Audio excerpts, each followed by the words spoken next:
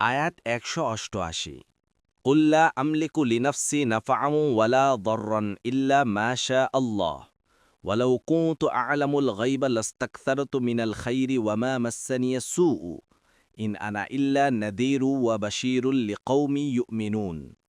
অনুবাদ: বলুন, আল্লাহ যা ইচ্ছে করেন তা ছাড়া আমার নিজের ভালো মন্দের উপরেও আমার কোনো অধিকার নেই।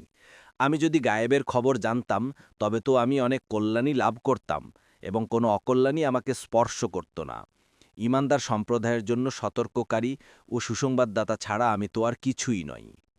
তাফসির ১ নং ফুটনোটের বিবরণ।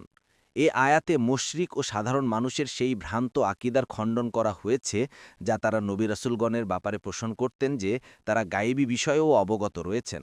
তাদের এই শিরকি আকিদার খণ্ডন উপলক্ষে বলা হয়েছে যে ইলমে গায়েব এবং সমগ্র বিশ্বের প্রতিটি অণু পরমাণুর ব্যাপক ইলম শুধুমাত্র আল্লাহ তাআলারই রয়েছে। এটা তার বিশেষ বৈশিষ্ট্য।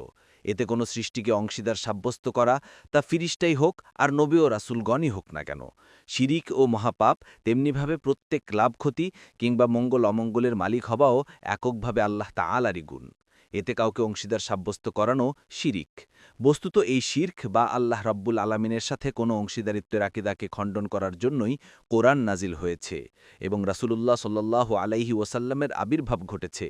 তাই এখানে রাসূলুল্লাহ সাল্লাল্লাহু আলাইহি ওয়াসাল্লামকে নির্দেশ দেওয়া হয়েছে যে আপনি ঘোষণা করে দিন যে আমি আলেমুল গায়েব নই, যে যাবতীয় পূর্ণ জ্ঞান আমার থাকা অনিবার্য হবে। তাছাড়া আমি যদি গায়েবী জ্ঞান জানতাম তবে তো আমি অনেক কল্যাণই লাভ করতাম এবং কোনো অকল্যাণই আমাকে স্পর্শ করত না। অথচ এ দুটো বিষয়ের কোনোটিই বাস্তব নয়। বহু বিষয় রয়েছে যা রাসূলুল্লাহ সাল্লাল্লাহু আলাইহি ওয়াসাল্লাম আয়ত্ত করতে চেয়েছেন কিন্তু তা করতে পারেননি। তাছাড়া বহু দুঃখ কষ্ট রয়েছে যা থেকে আত্মরক্ষার জন্য তিনি ইচ্ছা করেছেন কিন্তু শেষ পর্যন্ত তাতে পতিত হতে হয়েছে। হুদাইবিয়ার সন্ধির সময় রাসূলুল্লাহ সাল্লাল্লাহু আলাইহি ওয়াসাল্লাম এহরাম বেঁধে সাহাবে কেরামের সাথে ওমরা করার উদ্দেশ্যে হারাম শরীফের সীমানা পর্যন্ত এগিয়ে যান, কিন্তু হারাম শরীফে প্রবেশ কিংবা ওমরা করা তখনও সম্ভব হতে পারেনি। সবাইকে এহরাম খুলে ফিরে আসতে হয়েছে।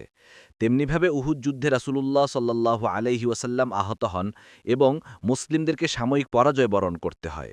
এমনি আরও বহুমতি প্রসিদ্ধ ঘটনা রয়েছে যা রাসূলুল্লাহ সাল্লাল্লাহু আলাইহি ওয়াসাল্লামের জীবনে সংঘটিত হয়েছে। এ সবগুলো থেকেই প্রমাণিত হচ্ছে যে তিনি গায়েবের জ্ঞান রাখেন না, শুধু ততটুকুই জানেন যতটুকু আল্লাহ তাদেরকে জানিয়ে দিয়েছেন। আর আল্লাহ তাদেরকে জানিয়ে দেওয়ার পর সেটাকে জানাকে আরও গায়েবের জ্ঞান বলা যাবে না।